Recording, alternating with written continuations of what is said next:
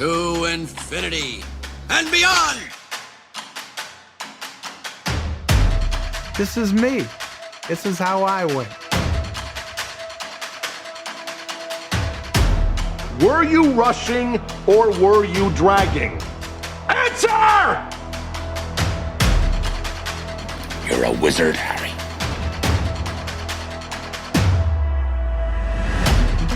Say what again? Say what again? I dare you.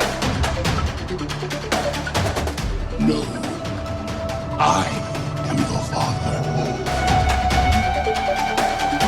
Hasta la vista, baby. Are you not entertained? Are you not entertained? And here we go.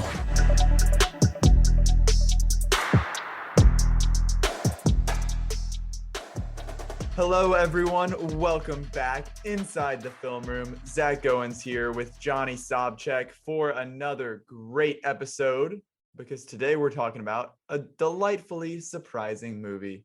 We're talking about Free Guy, and we're talking about the latest news. But Johnny, what are your thoughts on that? Yeah, I totally agree. I would say, I'd have to think it over, but this might be the biggest surprise of the year so far for me on the movie side of things. And yeah, I was pleasantly surprised. We'll get into it a little bit. You liked it as well, it seems. So, and I think I might have even liked it more than you. So that'll be Which is a rare occasion on the podcast, I feel like. Yeah, that happened also another time kind of recently, I think. I can't remember what it was, but yeah, it's I think it was Space Jam 2 when you were such a big fan of that movie. Right. But yeah, looking forward to talking it, breaking it down a little bit. And there's a little bit of news related to that as well, I think, that we can talk about too.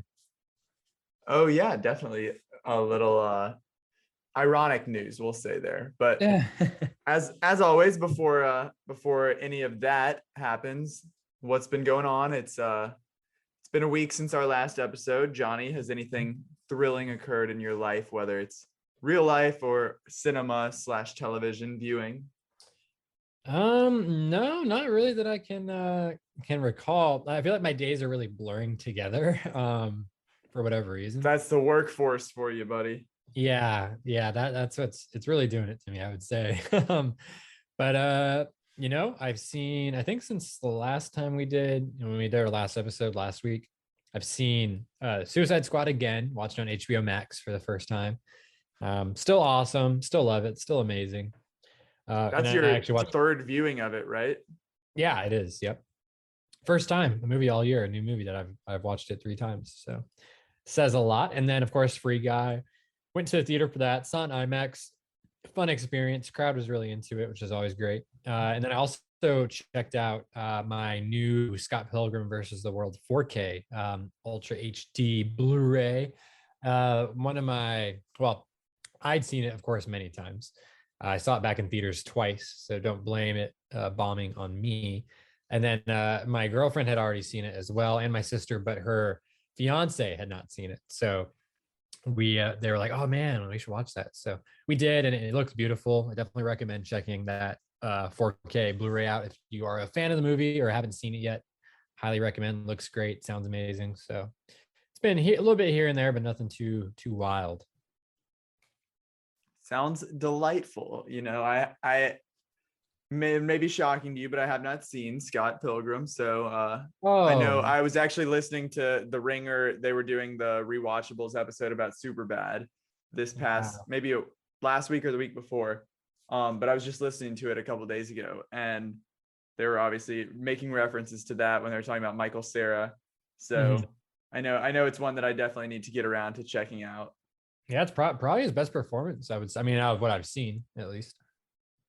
That, Superbad, and Juno were all within a 2 or 3 year span, and he was on top of the world for a brief period.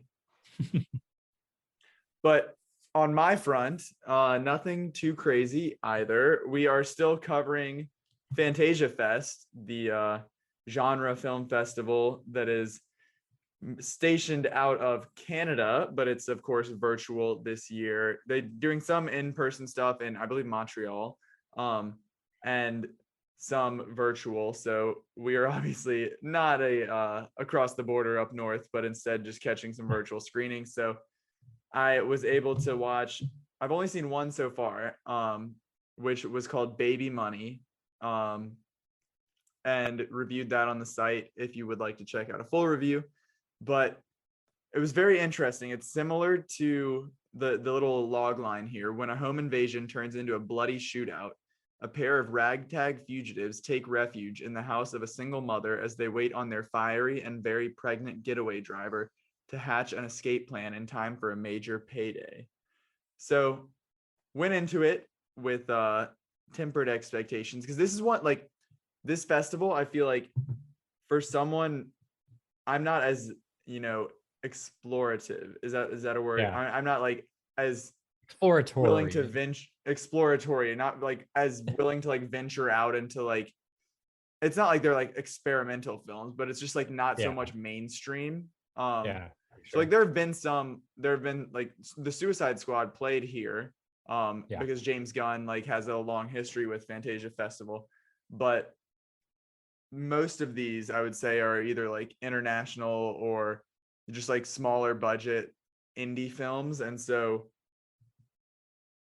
that's not necessarily like up my alley. So I was kind of like hesitant on this, just to be like, am I really going to find something that I really like? But I gave this 3 stars. It was very much, it makes sense because I wrote in my review that it felt very much like Good Time. And I don't know if you could get that vibe at all from the log line of it. Was just kind of like over the course of one night, like 2 like petty thieves or like low crime, like not petty thieves, but like, because it turns bloody, but there's like kind of like low life criminals, and it's just like hectic and not quite as anxiety inducing or chaotic as the Safdie brothers movie, but it was going for that vibe, I would say. But when I was writing about it, Good Time actually made its North American premiere at Fantasia Fest back in 2017. Okay, so I was like, this maybe these people, the filmmakers for Baby Money, were inspired by that, and that's the connection here. But I think it's coming out at the end of the month on VOD. So if anyone's looking for something, a little thriller to watch at home, I would check it out. It was pretty good, but I'm getting ready to check out another one after we finish podcasting. So a review will be coming shortly on the site. And that movie is called When I Consume You, which is it's kind of like psychological thriller, supernatural mystery a little bit. So excited for that. That looks to be something that I will hopefully find interesting. And then tomorrow I'm checking out The Night House, which definitely very excited for that one. It's playing at Fantasia, but I'm actually seeing it in Raleigh at a screening. So I don't know if you've seen the trailers for that, but very much Invisible Man type feel. I know you weren't crazy about that movie, Invisible Man, but I do think this one looks better. It seems more Invisible Man. I loved it, but it was more like thriller, whereas The Night House seems more like horror oriented. I'd say that's accurate based on what I've seen. So I'm excited for that, and that should have a review up on the site soon as well. But on the other side of things, outside of any sort of experimental indie type films, on the TV front, I'm just going basic as hell, because so one of my good friends, she has been telling me that she's like a big time like TV critic. She writes for Hollywood Life, and so she is like super, like, as much as we talk about movies, that's like her with TV. And so she always gets on me. We were talking about Outer Banks and the teen drama genre and stuff, and she always gets on me for, similar to like you and Jake do, about classic movies, but she does it for like the foundational television of like, she's a little bit older than us, but still like same generation. And so like she was like, I can't believe you haven't seen The OC or like 90210 or Vampire Diaries. I think there were a couple other ones of just like, because we were talking about Outer Banks, and that's like, those are like the foundational teen drama, like soap opera kind of teen shows. Which my first one of those was really like Friday Night Lights, I would say. But anyway, the thing that's holding me back was the fact that this is like 2003. This is like when television was 24 episode seasons of an hour long drama. It's not your 10 episode season, your mini series or anything like that. So Right. this is a big commitment, but my commitment has been made to the shortest of the series, which is the OC, which only has 4 seasons. And I'm probably 4 or 5 episodes in, which is not really a big chunk whatsoever, but I'm vibing with it. It's very comforting, I would say, because it's like, it's simple, and it's not necessarily like the episodes don't have happy endings, but it's like, it's comforting and simple and makes you happy. And I don't know, it just doesn't challenge me to so much yet. So, which is kind of nice to just like turn on in the evening and wind down or watch it in bed or something. So I'm into it. I'm very much enjoying it so far. So shout out to Avery for that recommendation. All right. You love to see it. That's my week. Yeah. Shall we get into some news, Johnny? Let's do it. The little tidbits that we have. Yeah, not a crazy big news week, honestly. So they are contributing to the briefness of this podcast, or what we expect to be a brief podcast. What do we have on the schedule, Johnny? Well, first up, this is just something that's kind of developed over the last week or so.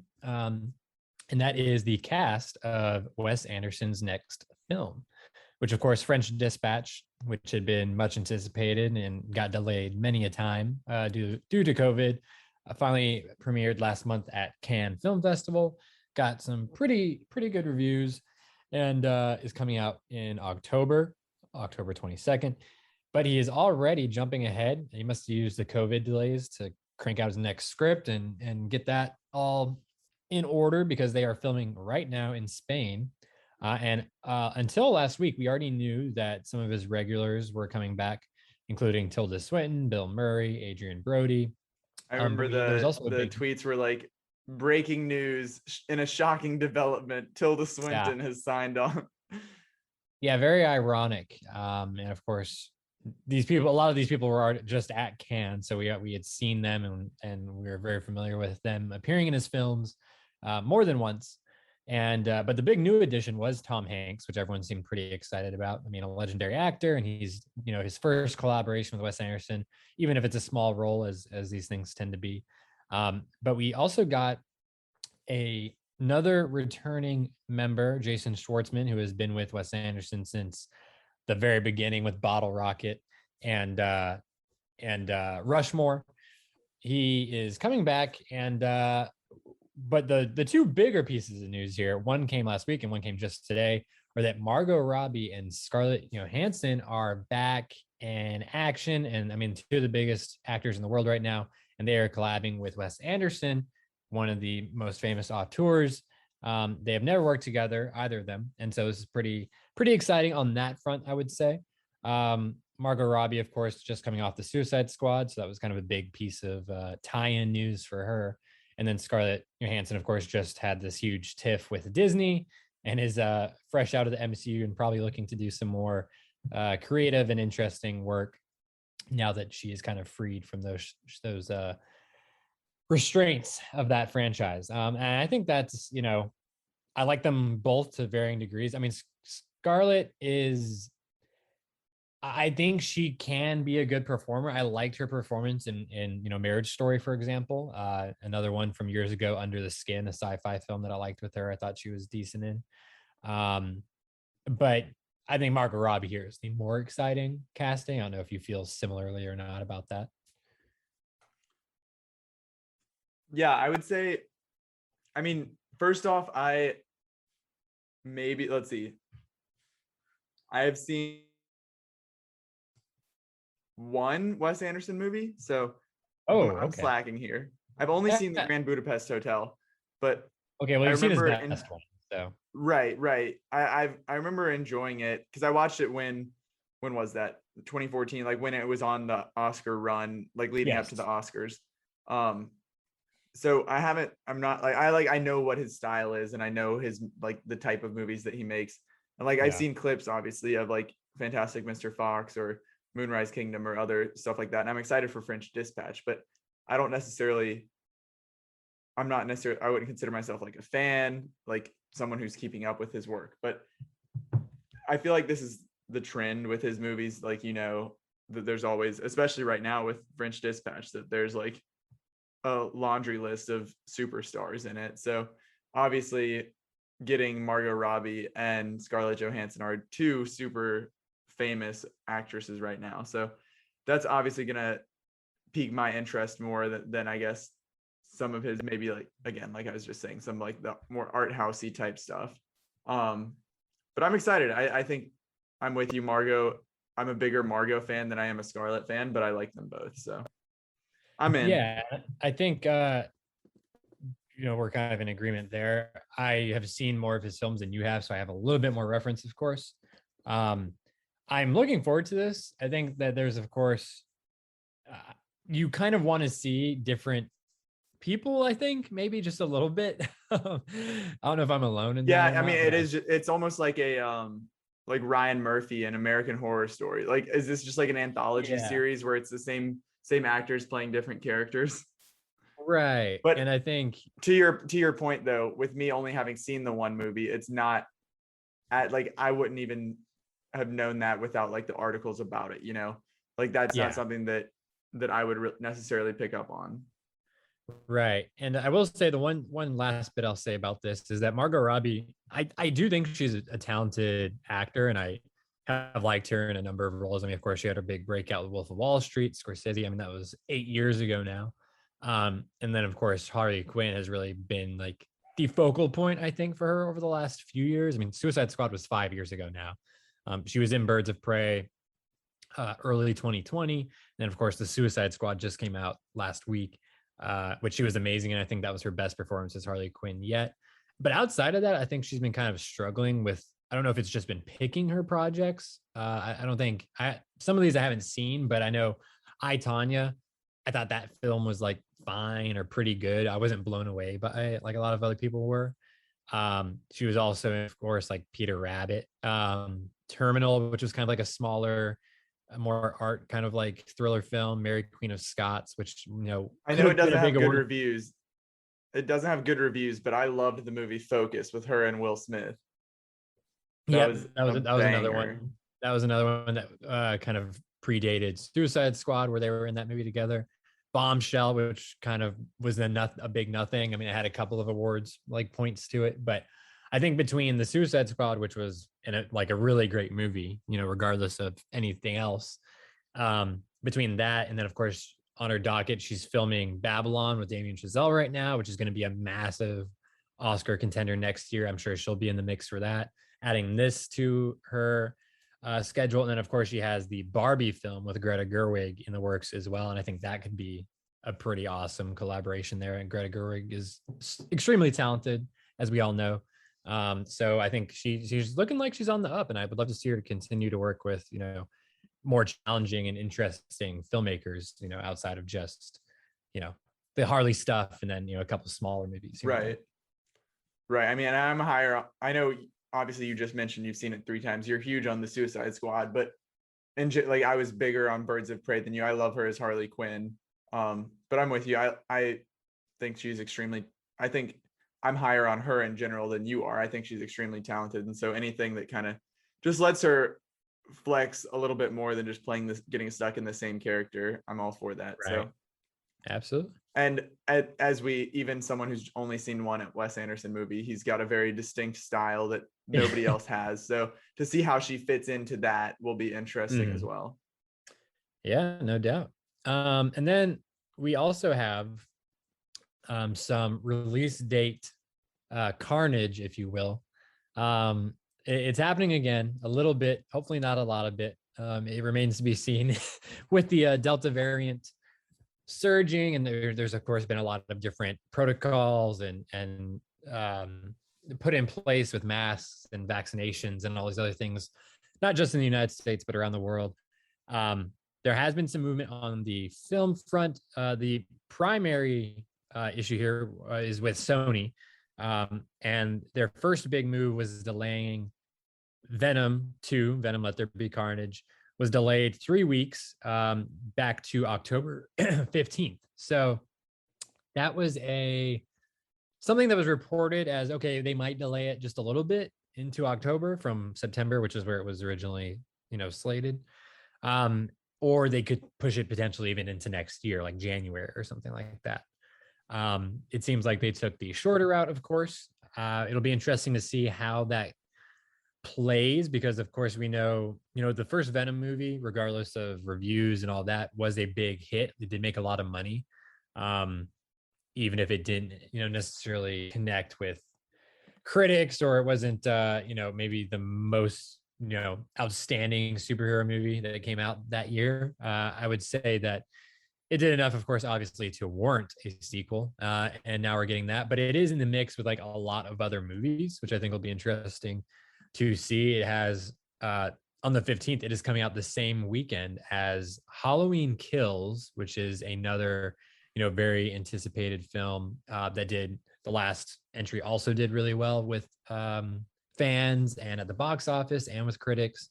And then, of course, Ridley Scott's The Last Duel is also coming out that weekend, which is, of course, like a smaller, as far as hype goes, I would say it's a smaller film. It's not like a big property. It's, it's adapted from a novel, like a true story, but it's not superheroes and slasher movies. So that'll be interesting. And of course, we also have a couple weeks before that. Actually, I think 1 week before that, maybe. No Time to Die is going to be right in there. And that is, that's October 8th. Yeah, so 1 week before that, it's going to be a crunch situation. I mean, for all we know, a lot of these movies might shift as well. They could get delayed. They might try to move up into September if things are looking a little bit better in the next few weeks. I don't really think anything is set in stone, and it hasn't been set except for in stone. Halloween being in October. Halloween is definitely coming in October, no doubt, and that's going to be in theaters. Jason Blum said it himself last year, and he has not backed off on that. And then, of course, we have to mention as well, Dune comes out a week after Venom, on October 22nd. So it's going to be interesting because, these movies, Dune, for example, is a big like IMAX, filmed in IMAX movie that IMAX has put a lot of money into and effort into.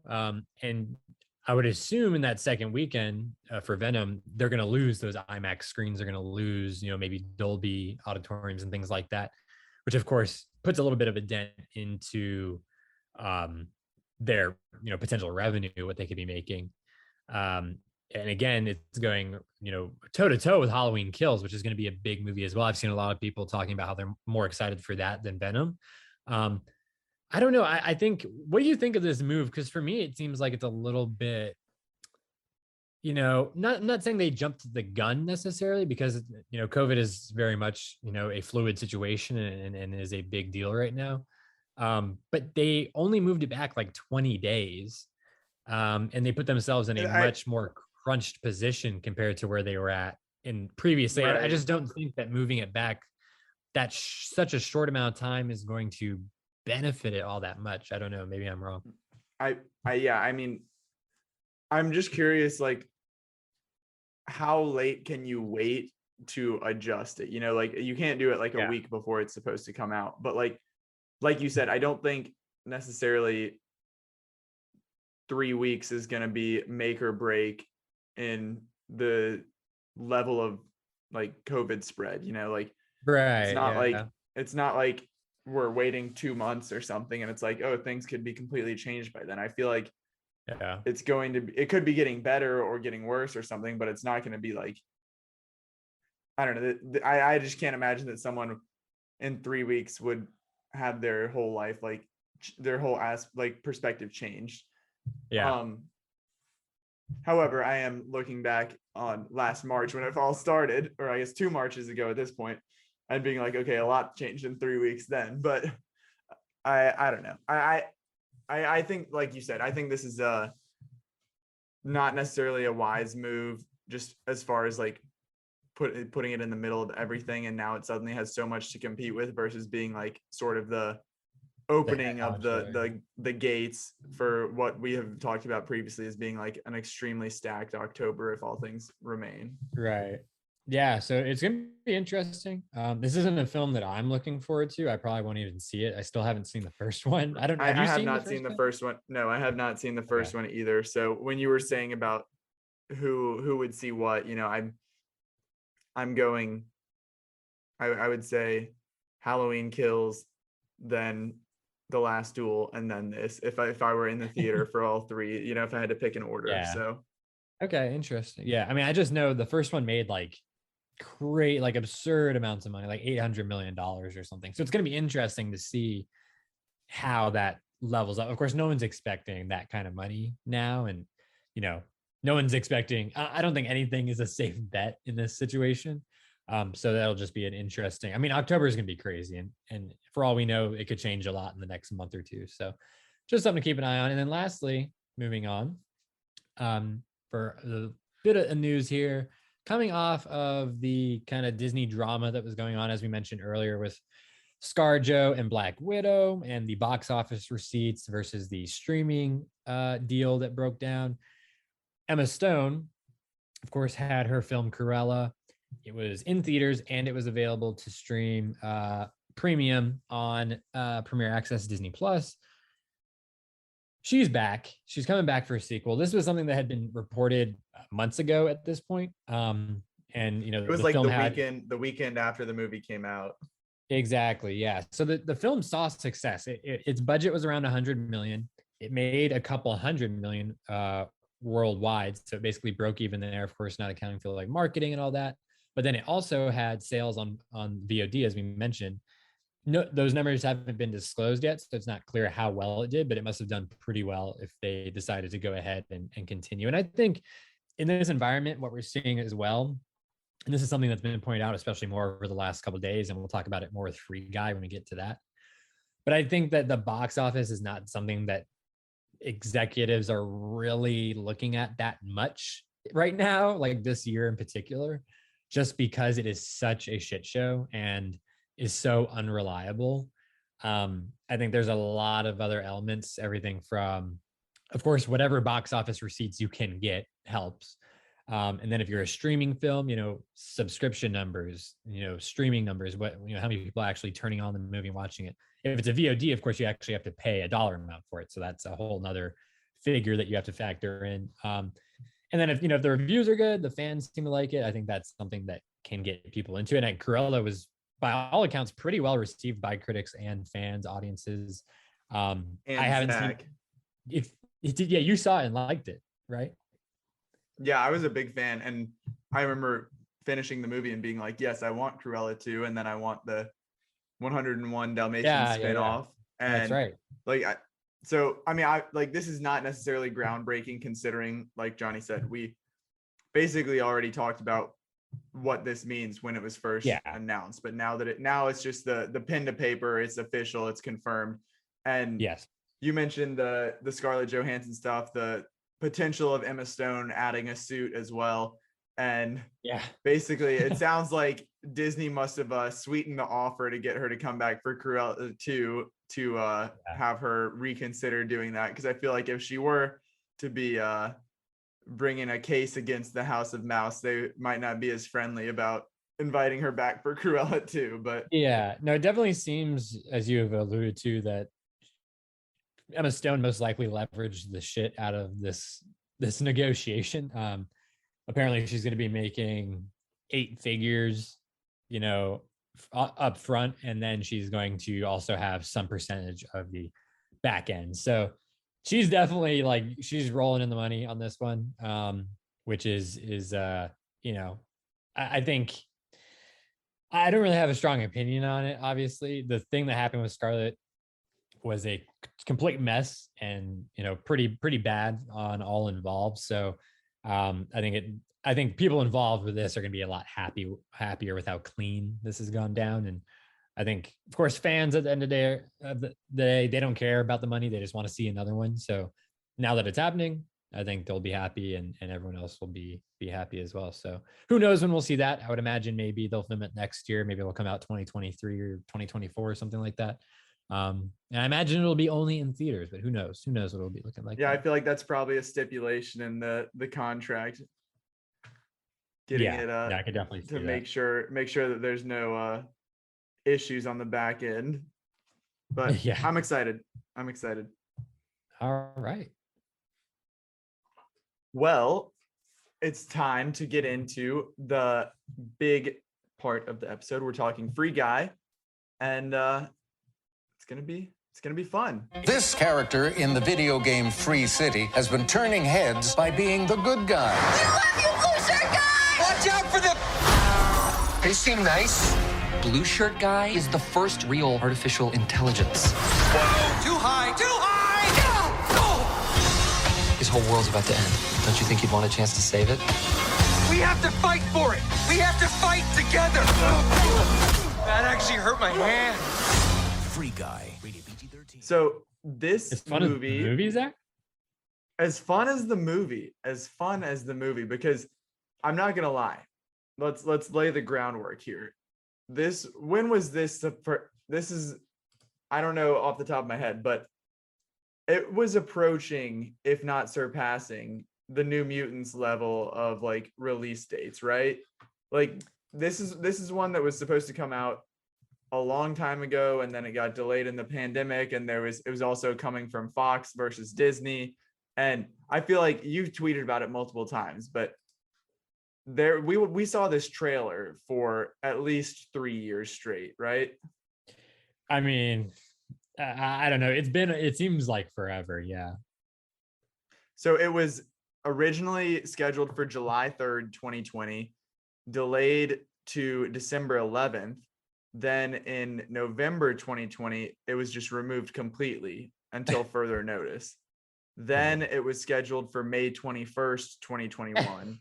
And then in March, it was delayed to August, which is where it obviously just now released. All right. So that's a lot. Quite the back and forth, but it's here. So with that being said, and the fact that I was never blown away by a trailer for this by any means. No, definitely. So I was very skeptical going in. I remember, I'm pretty sure it might have been on the podcast or on Twitter, but I was like on record as having said, Disney just needs to hurry up and drop Free Guy on Hulu and wash their hands of this movie. Like, yeah, but because it was a Fox movie. It was a Fox. Right. Yeah. I mean, this wasn't going to be a Disney Plus Premier Access kind of movie or anything like that. Right. So I remember just like advocating that they just need to find somewhere to dump this. And same with Death on the Nile, which still has not been dumped, but kind of that Death on the Nile, this, and what else? The Kingsman. It was like those three were kind of just like the holdovers from Fox that just needed to find somewhere to go. Yeah.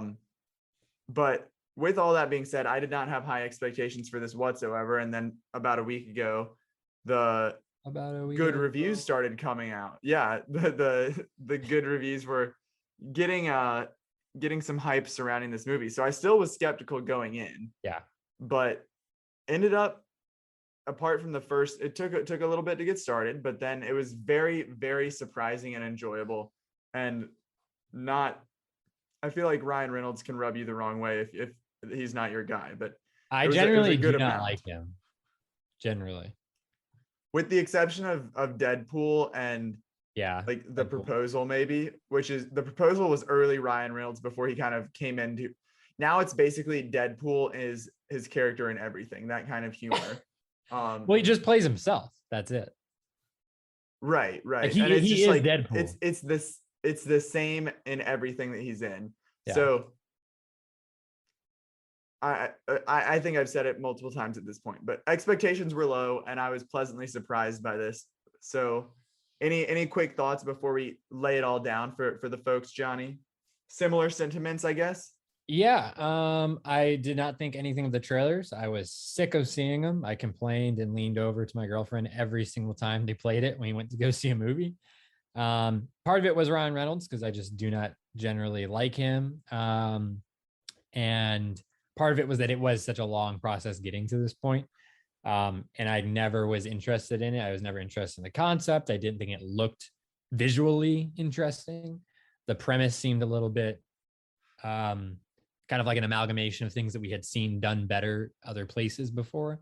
This definitely has taken influence from everything from Wreck-It Ralph to the Truman Show. There's definitely inspiration Don't here. forget The the Matrix, Lego probably movie. another example. But I would not have gone to see this if it wasn't for the podcast. I probably would have just skipped it. Probably would have stayed home or gone to see something else. But I went. I grudgingly drove to the theater. I know you really wanted to go see Don't Breathe too. I would definitely take this over Don't Breathe too. I stumbled in to the theater and sat down, and as you mentioned, it took a little bit to get in there. It started off a little bit slow. I was like kind of rolling my eyes, kind of like, oh God, I can see it. This is what we're getting. This is where we're going. Just like the trailers led on. And but yeah, I'd say maybe about 30 minutes in, it kind of flipped a level, and I was like, okay, I like this a lot more. And then it kind of goes off in this other direction and is doing a few different things that I was really surprised and impressed with. So yeah, overall, I quite liked it. I thought it was really good and a pleasant surprise for this year and this summer, and the box office, and all around a good note, I think. Well, let's break it down, lay it out for some the folks, give them the details here before we continue reviewing. So as we've mentioned, Ryan Reynolds is the star here, also featuring Jodie Comer, Joe Keery, Lil Rel Howery, and Taika Waititi. So pretty solid cast there. I mean, I'm not super familiar with Jodie Comer. I know we saw her in a very different role as in the trailer for, I don't know if you had the same trailers, but The Last Duel played beforehand. And I was like, Rebecca, that's the same person. But she's, and then I know you're very pumped for she's gonna be in Kit Bag, right? Yes, she's gonna be in Ridley Scott's Kit Bags, starring opposite Joaquin Phoenix. And the reason I'm excited for that project, but the way she got that role is that she's of course gonna be in The Last Duel later this year with Ridley Scott. And I guess she blew him away so much in that movie that he just said, hey, I want to use her in this next movie. Kind of made an executive decision. So I think that says a lot. And I had not seen her in anything prior to Free Guy, though. I was just looking forward to those. Me either, yeah. So Joe Keery from Stranger Things, of course, seeing him in a big screen role, which I don't think I had seen necessarily before. Lil Rel Howery, he's kind of the new, I don't know, Tiffany Haddish, maybe. I feel like he's kind of the same in everything, that he's like the Melissa McCarthy to Tiffany Haddish to, is it now Lil Rel Howery pipeline of just like, yeah, I would say, I don't know. But he's also had like, obviously his big breakout was Get Out, and then like he was in Judas. Yeah. So anyway, and then Taika, we'll talk about him later, but an interesting character there. So currently on Rotten Tomatoes, 82% critic score, which is astounding to me, 95% audience score, just absolutely incredible numbers there. I know Rotten Tomatoes is not the end all be all, but really, really solid stuff. I personally, this was a 65 out of 100 for me. I enjoyed it. It was a pleasant surprise, but still nothing that I'm going to like add to my all-time list or anything. Like yeah. that. Do you have a number or a star rating that you want to stamp on this? I'd say like a solid like 70, a little bit 70 or just north of 70 perhaps. Okay, so we're relatively similar here.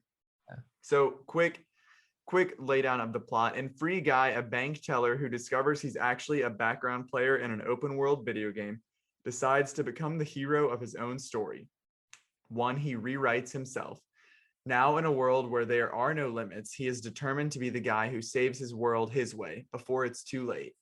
So I know you mentioned it just a couple minutes ago, but The Truman Show, Wreck-It Ralph, I said the Lego movie as well, sort of the oblivious guy who doesn't realize that everything is not awesome and that he's living in a simulation, and then kind of gets his eyes open to everything that's happening and how he can help save the day. So it's nothing, while there is a lot of creativity here, I'd say the base premise is nothing new. Would you agree? Yeah, I mean, it's it's very much pretty predictable, and like as I mentioned earlier, a mix of several other well-known stories and properties that we've seen in other films.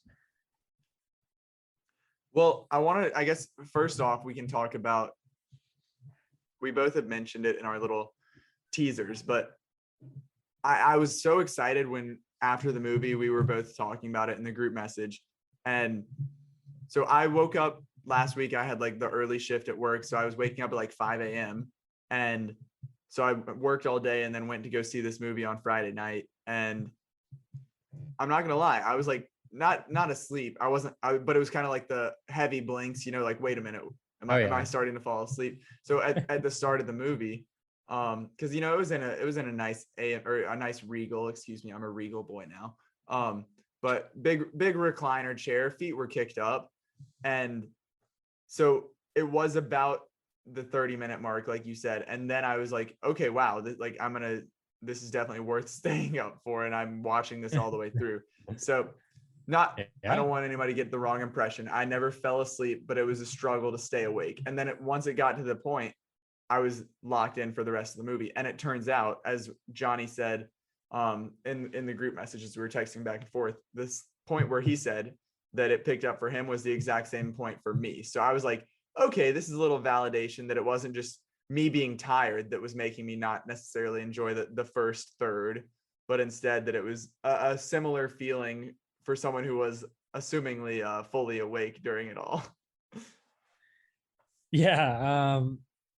I fortunately remember my evening as well. I feel like I might have been feeling kind of tired that night, but I wasn't falling asleep or having any issues. Now, if it had continued the way it was going, maybe towards the end, I would have been feeling kind of tired and ready to go to bed. But no, I was pretty well engaged with it, even though in the first 20-30 minutes, I wasn't crazy about where the movie was going, and it was feeling very, very, very predictable. But yeah, I think if we're talking spoilers here, the moment where it kind of flipped a switch for me was where Jodie Comer's character, Millie, and Guy, Ryan Reynolds' character, they're kind of stuck in this mission together in the world of the video game. And they end up having to work together to get out of the situation. And it's pretty endearing. Like, they have really good chemistry. It's fun. Ryan Reynolds, I think the nice thing about this is that he isn't playing like someone who you're not really supposed to think he's cool necessarily. Like, he has abilities and he gains, he more and more, and he becomes stronger. But at the beginning, he's very much like I guess kind of like an underdog figure, and not someone who is meant to be looked at as impressive in any way. He's just the average guy, like in the world of the game. In the fallout of this mission, they have this kind of interesting back and forth, and they learn a little bit more about each other, and she doesn't really understand or realize what kind of position he's in and how he's like gaining this consciousness and is wanting to break free of his programming. And she tells him, hey, well, if you want to do anything, you need to get more experience. You need to go out and do things in the world. And he's like, what? And he's like, okay. But in this game, which is very reminiscent of like a Grand Theft Auto, like online situation, Right? Instead of breaking all the rules and going on a crime spree and doing all this craziness, he like does a lot of good things and like legal things and like tries to help people, almost like a superhero, like a vigilante kind of situation. But he's just being himself and like doing it out in the open, and people that play the game start to notice him, and people in the game start to notice him. It's a really fun montage with some fun action and good comedy. And then at the end of it, it kind of wraps back to them coming together again. And then their relationship really takes off from there. And I thought that was great for him. The character, I thought, was stronger after that. And then also their relationship was one of the more interesting parts. And Jodie Comer's character in general was really interesting. And I thought brought a lot to the table, and maybe on paper, not really strong, but I thought Jodie Comer did a really great job with it and was really impressive. As someone, again, who hasn't seen anything with her, I really just can't wait to see what else she does. And that includes the 2 Ridley Scott films she has coming up. And Yeah, she was great. And not, Joe Keery, she also has this outside story with him, his character, which I had no idea about going into the movie. I don't know Right. if I there's thought any it was all going to be set within the world of the game. I Okay, didn't realize same. there was going to be Yeah. 50% outside in the real world. Likewise. So that was really interesting. I thought that added a really great like balance. It was a good, kind of like an A plot, B plot kind of situation, which always kept you, pretty engaged with it. You didn't get too bogged down in one story. And I liked Joe Keery a lot. I haven't seen him in anything outside of Stranger Things, and I haven't even seen Stranger Things in a few years at this point. But he was really good. I thought he did well, and his chemistry with Jodie Comer was really strong. She was awesome. She was just as awesome out in the real world as she was in the digital world. Of course, she's like this badass. Right. It was fun that she got to play the two characters. So I mean, they were similar because there was one was the avatar of the real world person, but it's still like she obviously like had more confidence in the game world versus like her real life persona. So it got to like I wouldn't. She was playing 1.5 characters, I would say. But it was fun to kind of see her go back and forth between the two. Yeah, for sure. And I think that situation that she found herself in added a lot of some of the best humor into the film, as well as some of the best like dramatic moments as well. If you can call them that, whether it's between her and Joe Keery's character or her and Ryan Reynolds' character in the game. She did a really, really good job of kind of finding those sweet spots. And that was really, again, what surprised me the most was the fact that there was actually like, there was a legit story to this, movie. It wasn't just, oh, let's see how many visual effects we can throw on screen. Let's see how much ridiculous stuff we can have Ryan Reynolds say and do. I thought that was really what the first 20 or 30 minutes felt like. But once that balance was kind of found and we got more stuff out in the outside world and we got more stuff with Jodie Comer's character, I thought that was the strongest part. And where it goes ultimately, I thought was really fun and kind of stupid in some respects, of course, but I was able to kind of ignore it or like, just kind of rationalize certain things. But it's fun. It again, definitely takes inspiration from things like Wreck-It Ralph and The Truman Show. But it puts its own little twist on it. And it's fun. And it's just different enough where I wasn't too taken out by it. Well, talking about the real world storyline, we had seen, I guess we knew that there was going to be some element of real world because we knew about this Taika Waititi character.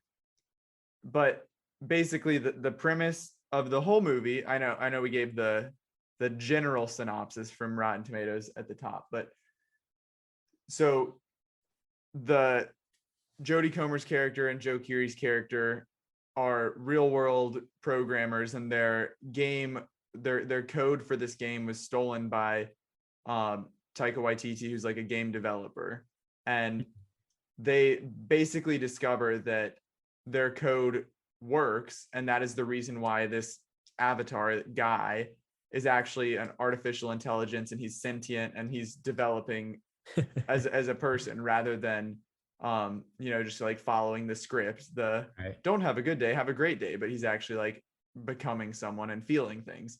So they have to find a way that this game is about to be updated, and they have to find a way to stop that so that it doesn't erase what they have. And basically they're trying to figure out how to work around this asshole developer who stole their stuff and is trying to just like get this done as quick as possible so that he can cover his tracks and not get busted. What did you think of the Taika character? Was it too much? Was it a good amount of funny? Because he kind of speaks in these like one-liners and odd references, and I mean his accent also just like makes it a good, I don't even know, is that like, there was definitely some like embellishment on it, but he's got like the New Zealand accent in general. So what were your thoughts on the character? Well, I have to steal something that Jake said in the group chat, and that was that like Taika Waititi, I think he's very talented. He's a talented writer. He's a talented actor, and director.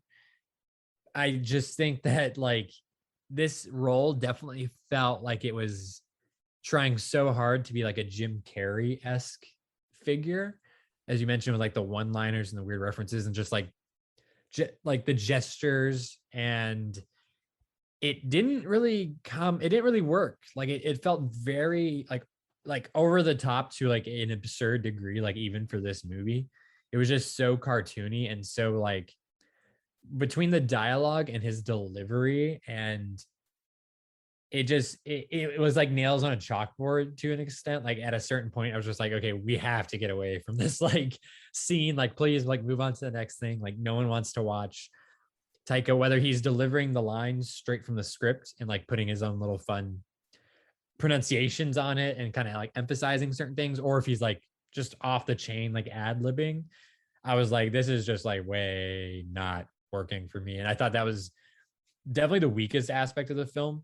And it wasn't really just Taika. I think if that is the way the character is written, it's a problem with the character. I think the villain is very weak and cartoony, if that's, in that respect, unfortunately.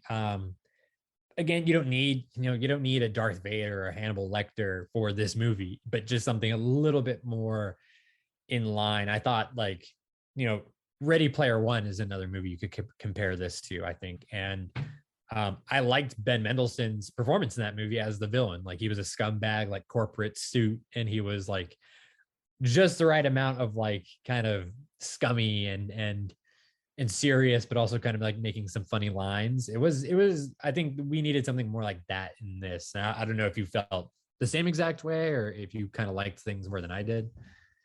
Yeah, I mean, I liked him at first because it was like very different than. Well, we like Taika Waititi, right? Like, yeah, as soon as he shows up, like, oh, I like Taika. There he is. Right, exactly. And so, like, first half, I was fine with it, and then, like you said, it kind of like began to wear me down a little bit, and I was like, okay, this like we get it. This is like the one thing that you're doing, and that's enough. But it wasn't necessarily like a deal breaker for me by any means. But maybe if I was. I don't know. Like I said, I picked up on it halfway and was like, okay, I've had enough. But if it was something that rubbed me wrong initially, there is enough of it in the movie that like I could totally see why you're like, get this guy off screen. Right. Yeah. Yeah.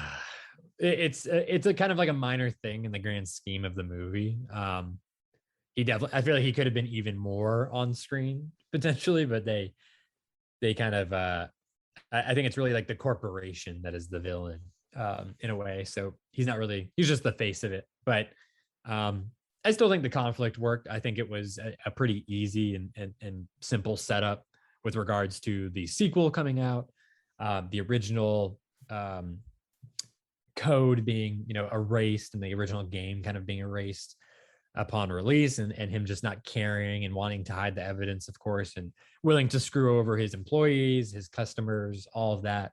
I think that worked. It made sense in the context of the movie. And at the end, when the result happens, it happens, and the characters are where they are. Like I was like, I felt good about it. I was like, yay! Like, yeah, that's how it should have gone, and I'm glad that it did. So yeah, I couldn't complain too much once everything was settled. Yeah, I'm curious. You mentioned the sequel. So first off, the irony of that. I know Ryan Reynolds was the one who announced it. The whole premise of the movie is like, oh, original IP. And now it's like, okay, we're turning this into a sequel because we want some money. But thoughts on a sequel? Are you excited about it? Are you excited to start seeing a trailer for Free Guy 2 for another 4 years? Do you have any expectations or desires for what you would like to see in a sequel, or is it just kind of like, okay, that's a thing? Not really. When I walked out of this, I was totally content with never seeing another one. I thought it was a fun, same. I'm saying.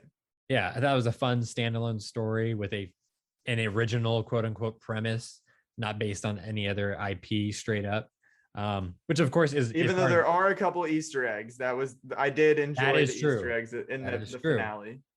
Did you like them? Which I can only imagine were not a part of it pre-Disney Fox merger. Definitely not. But you liked them. Yes, I did. And the Chris Evans cameo. I know you said spoiler alert a while ago, so yeah, that was very good. Pretty awesome. As much as I hate to say it. But yeah, I could take it or leave it. I hope it's a good idea. I hope they're not just going to milk this now, like, and kind of like they lose it's not having the self-awareness that you might hope for. But hey, we'll see. I'm just glad to see it. If a movie's going to be liked and a success, then I think it deserves something to that effect. I think that's good. Always good to see. So regardless of what happens, I'm here for it. Yeah, I can't say that Free Guy 2 or Freer Guy or whatever they're going to call it. It's not necessarily at the top of my list. Too Free 2 Guy. Yes. Thank you for showing love to the family. But any final thoughts on Free Guy before we wrap up this podcast? I'd say it's worth checking out. Yeah, definitely worth checking out. Yeah, I recommend it as well. I tweeted that when I left the theater on Friday night. I was very pleasantly surprised, liked it a lot. I think anyone that was interested or excited by the trailer or any of the marketing, I think should definitely go and see it. And I think you will like it a lot. If you were kind of skeptical, but thought there were some things you might enjoy, I would say still go give it a shot. Support it in theaters, if nothing else. And we'll see. I'll be curious to see if anything else this year can really surprise me in the same way this one does, just because my expectations were so low and I was really, had a lot of fun with it. But if it happens, I'll tell you right here first. And that's why you need to keep tuning in so you can find out what Johnny is surprised by. Well, thank you all for listening. Thanks for tuning in week in and week out. We really appreciate it. And we wouldn't be able to do it without your support. So thank you again. Absolutely. Couldn't do it without you. Follow us on Twitter. Stay up to date on everything going on with us. We always have some sort of giveaway going on over there that you can try to take advantage of. We also have Instagram popping over there. Give us a like on Facebook. Subscribe on YouTube. You can find our podcast episodes on there if you'd like it in that format, and those accounts can be found at Inside Film Room. And be sure to subscribe, rate, and review wherever you get your podcasts. We're on Apple, Stitcher, Spotify, Google, Amazon, iHeartRadio, YouTube, wherever you can listen to a podcast. We are there. And be sure to come back next week for Reminiscence. We'll be reviewing the latest HBO Max and theatrical hybrid release. So we will see you then.